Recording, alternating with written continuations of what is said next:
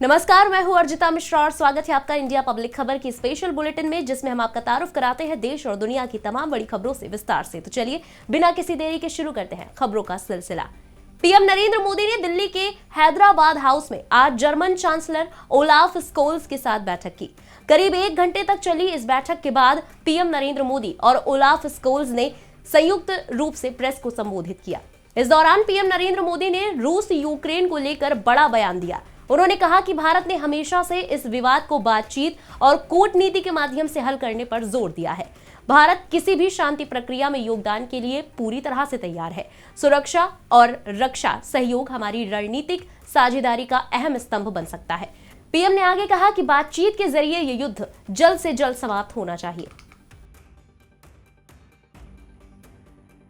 भारत और जर्मनी के मजबूत संबंध साझा लोकतांत्रिक मूल्यों और एक दूसरे के हितों की डीप अंडरस्टैंडिंग पर आधारित है। दोनों देशों के बीच सांस्कृतिक एवं आर्थिक आदान प्रदान का भी लंबा इतिहास रहा है। विश्व की 2 बड़ी लोकतांत्रिक अर्थव्यवस्थाओं के बीच बढ़ता सहयोग दोनों देशों की जनता के लिए तो लाभकारी है ही, आज के तनावग्रस्त विश्व में इससे एक सकारात्मक संदेश भी जाता है। लोकसभा चुनाव 2024 के मद्देनजर केंद्रीय गृह मंत्री अमित शाह ने आज बिहार के पश्चिमी चंपारण में रैली कर बीजेपी के चुनाव प्रचार का शंखनाद किया। इस दौरान रैली को संबोधित करते हुए उन्होंने कहा कि नीतीश कुमार प्रधानमंत्री बनने के लिए विकासवादी से अवसरवादी बने और कांग्रेस आरजेडी की शरण में चले गए। गृह मंत्री ने आगे कहा कि अपराध फिर से चरम पर जा रहा है। हत्या, अपहरण, डकैती के मामले रोज आ रहे हैं। पीएफआई जैसे संगठन बिहार में अपनी पैच बना रहे थे। मोदी जी ने पीएफआई पर बैन लगाकर पूरे देश को सुरक्षित करने का काम किया है। नीतीश बाबू, आप प्रधानमंत्री बनने के लिए विकासवादी से अवसरवादी बने, कांग्रेस और आरजेडी के शरण में गए और नीतीश बाबू की प्रधानमंत्री बनने की महत्वाकांक्षा ने बिहार का बंटा धार कर दिया। मित्रों, ये जिन लोगों ने भी नीतीश बाबू को प्रधानमंत्री बनाने का पकड़ाया है, जिसके लिए नया विमान भी खरीद रहे हैं, आपका करोड़ों रुपया वो विमान पर जाया कर रहे हैं, उनको मालूम नहीं है वहां जगह खाली नहीं है। 24 में तो मोदी जी आने वाले हैं, मोदी जी आने वाले। उधर रायपुर में कांग्रेस के 85वें पूर्ण अधिवेशन के दौरान भाजपा और आरएसएस पर सोनिया गांधी के कटाक्ष पर प्रतिक्रिया देते हुए पूर्व केंद्रीय मंत्री रविशंकर प्रसाद ने कहा कि उन्हें आत्मनिरीक्षण करना चाहिए। उन्होंने कहा कि अगर उनकी पार्टी की आम बैठक है तो वो अपनी बात कह रही हैं, लेकिन जब उनकी पार्टी की हार की बात आती है तो वो आरोप प्रत्यारोप में लिप्त रहती है। ये बिल्कुल निराधार बातें हैं। अगर जनता सोनिया गांधी की पार्टी को वोट नहीं देती है तो चुनाव आयोग गड़बड़ है। अगर मीडिया उन्हें कवरेज नहीं देता है तो मीडिया गड़बड़ है। उनके पक्ष में कोर्ट फैसला नहीं देती तो कोर्ट पर नाराजगी जाहिर करती है। उनकी पार्टी का महाधिवेशन है तो अपनी बात कह रही हैं, लेकिन अपनी बार बार की हार का ठीकरा मोदी जी पर फोड़ती हैं। सारी संस्थाओं पर हमको मोदी जी की सरकार का कैप्चर है। ये बिल्कुल बेबुनियाद बात है।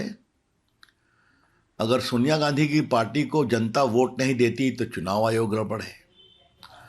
अगर उनको मीडिया कवरेज नहीं देता तो मीडिया गड़बड़ है। अगर कोर्ट ने उनकी बात नहीं मानी तो कई बार उनके पुत्र कोर्ट पर भी नाराजगी प्रकट करते हैं। तो आज उनके भाषण में कभी अपने अंदर झांक कर देखने की कोई ईमानदार कोशिश दिखाई नहीं पड़ी कि कांग्रेस पार्टी आज यहां कैसे पहुंच गई है। इस बीच प्रयागराज उमेश पाल हत्याकांड से पूरा प्रदेश दहल उठा, तो वहीं उत्तर प्रदेश विधानसभा में भी इस मुद्दे को लेकर मुख्यमंत्री योगी आदित्यनाथ और नेता प्रतिपक्ष अखिलेश यादव में जमकर नोकझोंक हुई। सीएम योगी ने सदन को संबोधित करते हुए समाजवादी पार्टी को आड़े हाथ लिया और अपराधियों को संरक्षण देने का भी आरोप लगाया। कहा कि अतीक अहमद को सपा सरकार ने सांसद और विधायक बनाया, जिस पर उमेश पाल की हत्या का आरोप है। इतना ही नहीं, सीएम योगी ने आनंदीबेन पटेल के अभिभाषण के दौरान सपा विधायकों के हंगामे को लेकर भी नाराजगी जाहिर की। वहीं वो गेस्ट हाउस कांड और मुलायम सिंह यादव के बयान को लेकर भी सपा पर जमकर बरसे। सीएम ने मुलायम सिंह यादव के लड़के हैं, गलती हो जाती है वाले बयान का जिक्र किया तो अखिलेश यादव भड़क उठे। बीच में अखिलेश यादव ने रेप के आरोपी चिन्मयानंद का जिक्र करते हुए कहा कि ये भी बताएं कि चिन्मयानंद किसका गुरु है, शर्म आनी चाहिए। ये सुनते ही सीएम योगी आग बबूला हो गए और बोले कि शर्म तुम्हें करनी चाहिए जो अपने बाप का भी सम्मान नहीं कर पाए, जिसके बाद दोनों में तीखी बहस देखने को मिली। वे लोग लोकतंत्र की बात करें, मुझे बड़ा आश्चर्य होता है कि किसके ये गुरु हैं, यानी यह सेनानी गुरु किसके हैं। यह बड़ी आश्चर्यजनक स्थिति है।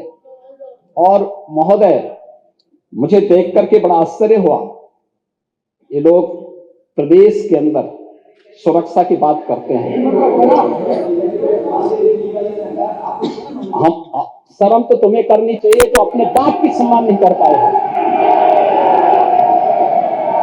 कम से कम इस बात पे शर्म करनी चाहिए।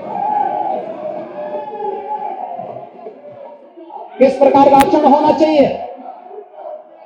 हमने नाम नहीं लिया किसी का, लेकिन जो वक्तव्य कभी बोले गए हैं उन वक्तव्यों पे चर्चा तो होनी ही चाहिए।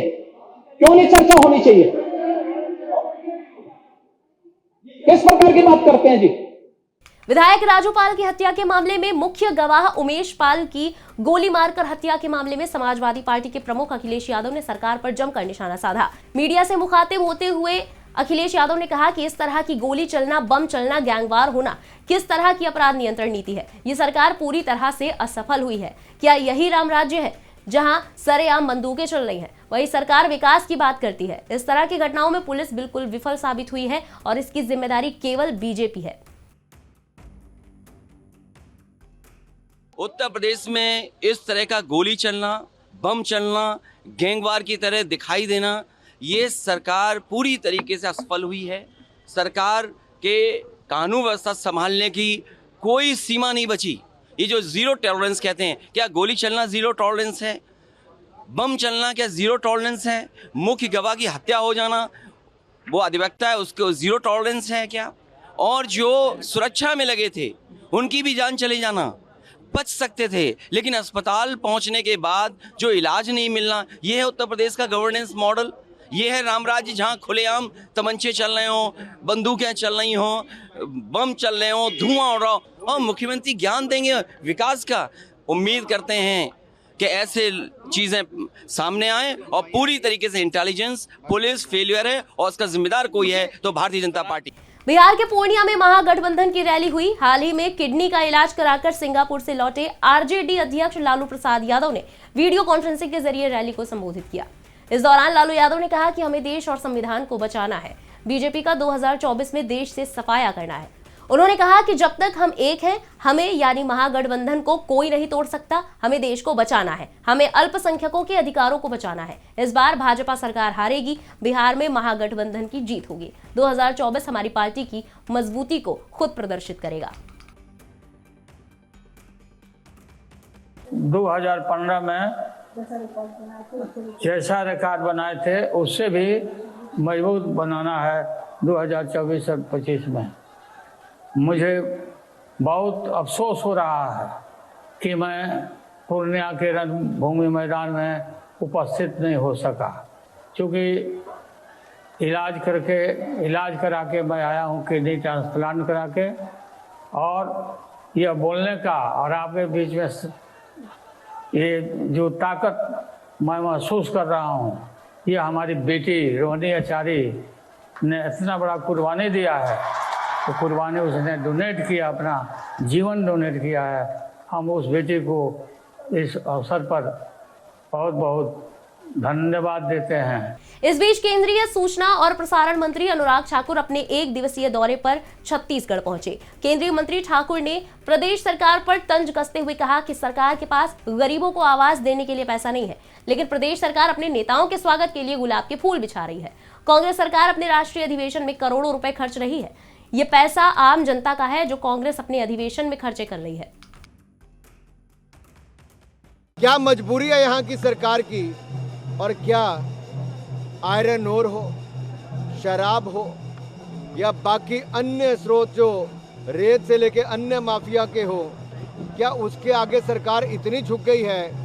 जो टोटल शराबबंदी करने की बात करती थी, आज घर घर शराब पहुंचाने का ठेका भी यहाँ की सरकार ने ले लिया है। और यहाँ के युवाओं को कहते थे बेरोजगारी भत्ता देंगे, 4 सालों में 26,000 के लगभग लोगों की आत्महत्या की घटनाएं सामने आई हैं। यहाँ पर नक्सलवादियों ने एक के बाद दूसरे भाजपा के नेता की ये नक्सलवाद के कारण यहाँ पर हत्याएं हुई, लेकिन ये टारगेट किलिंग है। मैं ये कहना चाहता हूँ, यहाँ की सरकार मूक दर्शक बनकर बैठी रही। शिवसेना उद्धव गुट के नेता संजय राउत ने शनिवार को अजनाला की स्थिति का जिक्र करते हुए कहा कि कानून और व्यवस्था की स्थिति के लिए राज्य की तुलना में केंद्र अधिक जिम्मेदार है। मीडिया कर्मियों से बात करते हुए उन्होंने कहा कि पंजाब में हुई घटना की जिम्मेदारी केवल मान सरकार की नहीं है, सीमा से लगा क्षेत्र है, इसलिए केंद्र सरकार की भी पूरी जिम्मेदारी बनती है। सीमावर्ती क्षेत्रों का जिम्मा केंद्र सरकार का भी है। कल उसके बारे में पंजाब के मुख्यमंत्री ने जवाब दिया है। सर, एनसीडी की जिस तरह से जो जिम्मेदारी सिर्फ भगवंत सिंह मान की नहीं है, पंजाब के मुख्यमंत्री की। बॉर्डर स्टेट है, कश्मीर हो, पंजाब हो, मणिपुर हो, नॉर्थ ईस्ट में, ये सब बॉर्डर स्टेट है। वहाँ की सुरक्षा का जिम्मा, लॉ एंड ऑर्डर का जिम्मा जितना पंजाब सरकार का है, उससे ज्यादा केंद्र सरकार का है। रुक करते अगली खबर की तरफ। केंद्र सरकार ने महाराष्ट्र के औरंगाबाद और उस्मानाबाद के बदले हुए नाम को मंजूरी दे दी है। अब औरंगाबाद को छत्रपति संभाजी नगर और उस्मानाबाद को धाराशिव के नाम से जाना जाएगा। बता दें कि औरंगाबाद का नाम मुगल शासक औरंगजेब, जबकि उस्मानाबाद का नाम हैदराबाद रियासत के 20वीं सदी के शासक के नाम पर रखा गया था। वहीं इस मौके पर शिवसेना समर्थकों ने जमकर जश्न मनाया। हैदराबाद में राजीव गांधी अंतरराष्ट्रीय हवाई अड्डे पर सीमा शुल्क अधिकारियों ने एक यात्री से 823 ग्राम सोना जब्त किया है, जिसकी कीमत 47 लाख रुपए है। जानकारी के मुताबिक दुबई से यात्रा कर लौटे यात्री के पास से अधिकारियों ने यह सोना बरामद किया है। फिलहाल मामले की जांच की जा रही है। इसी के साथ इस स्पेशल बुलेटिन में फिलहाल इतना ही, लेकिन देश दुनिया की खबरें भी बाकी है, इसलिए सब्सक्राइब करें इंडिया पब्लिक खबर के YouTube चैनल को और बेल आइकन दबाना बिल्कुल ना भूलें।